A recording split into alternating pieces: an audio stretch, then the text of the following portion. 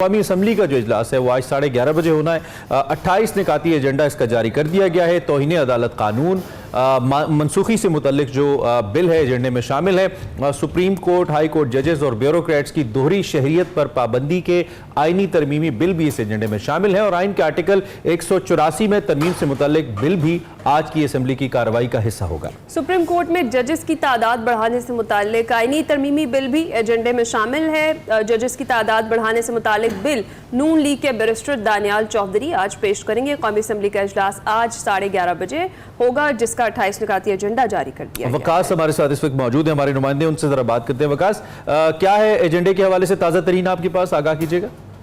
जी बिल्कुल, देखिए आज कौमी असम्बली का अहम इजलास होने जा रहा है 11:30 बजे, और क्योंकि आज प्राइवेट मेंबर डे है तो एक बड़ी तादाद में जो कानून साजी से मुतल्लिक जो चीजें हैं वो आज के एजेंडे में शामिल की गई हैं। बुनियादी तौर पर आज का जो कौमी असम्बली का एजेंडा है वो 28 निकात के ऊपर मुश्तमिल है, जिनमें ज्यादातर आईनी तरमीमी बिल और जो है वो दीगर जो कवानीन जो है वो शामिल हैं। बुनियादी तौर पर JUI के जो रुकने असम्बली हैं नूर आलम खान, उनके जो वो 5 आईनी तरमीमी बिल को जो वो आज के एजेंडे में शामिल किया गया है, जिनको गुज़श्ता 2 मुसलसल इजलासों में शामिल किया जाता रहा, लेकिन नूर आलम खान की जानिब से वो पेश नहीं किए जा सके, जिसकी वजह से आज दोबारा पेश किया गया।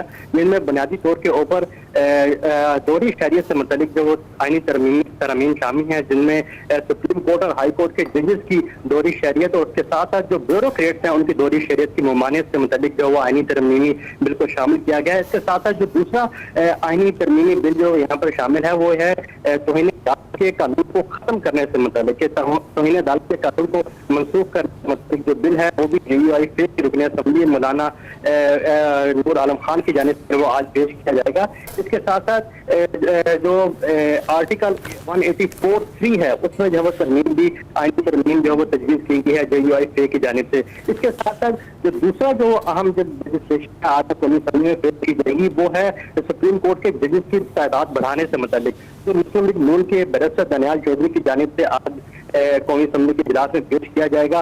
वैसे कानून और जो रूल्स बता दी गई है कि कानून जो पेश होता है कौमी असम्बली में सबसे पहले मुतल्लिका कमेटी किया जाता है, तो मुतल्लिका कमेटियों के रिपोर्ट के बाद ही उसकी कानून साजी का अमल जो है बाज़ाब्ता तौर पर शुरू होता है।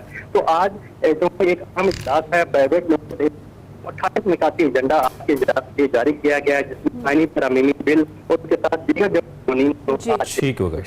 जी ठीक है वकास अहमद, बहुत शुक्रिया आपका। कौमी असम्बली जो इजलास है आज 11:30 बजे होना है।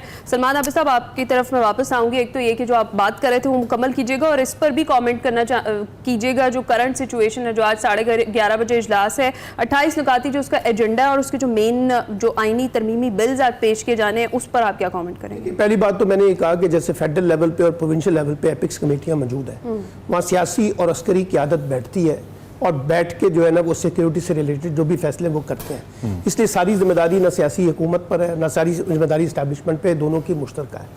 पहले दूसरी बात ये जो दहशतगर्दी है ना, ये कोई सूबाई मसला नहीं है, ये पाकिस्तान की रियासत का एक बड़ा बुरहान है। इसको सिर्फ एक सूबाई ऐनक से देखने की जरूरत नहीं है कि जी बलोचिस्तान की सूबाई हुकूमत इसको कंट्रोल नहीं कर रही, KPK की हुकूमत कंट्रोल नहीं कर रही, पंजाब की हुकूमत कंट्रोल नहीं कर रही है। ये पाकिस्तान की सिक्योरिटी का एक पैराडाइम है और उस सिक्योरिटी नेशनल पैराडाइम के अंदर हमें कुछ ग्रे एरियाज हैं जो मुख्तलिफ सूबों के अंदर बैठे हुए हैं, इसलिए इसकी नेशनल पॉलिसी है। अब उस नेशनल पॉलिसी को इम्प्लीमेंट करने के लिए सूबाई हुकूमतें हैं। अब सूबाई हुकूमतें अगर परफॉर्मेंस नहीं दे रही तो उसमें फिर एपिक्स कमेटियां भी शामिल है, उसमें फिर सूबाई हुकूमत भी शामिल है और फिर ये जो सूबाई हुकूमत है फिर उनकी नाहली होगी अगर वो उसको परफॉर्म नहीं कर रहे। तो इसलिए मैं ये समझता हूं कि इसको एक नेशनल इशू के तौर पे डील किया जाए।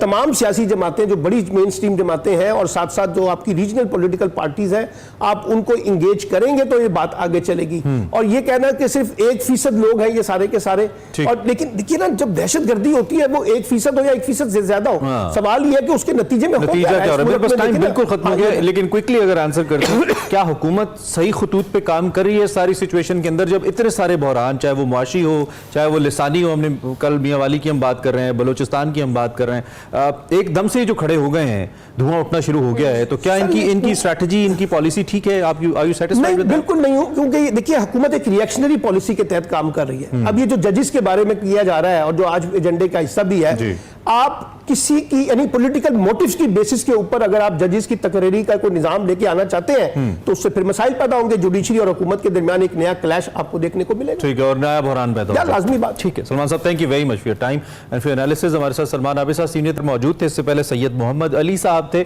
हमने कल बलूचिस्तान के वाक़े पे भी और मौजूदा जो सूरत हाल है, अ बिट पॉलिटिकल भी अपने उसको टच किया।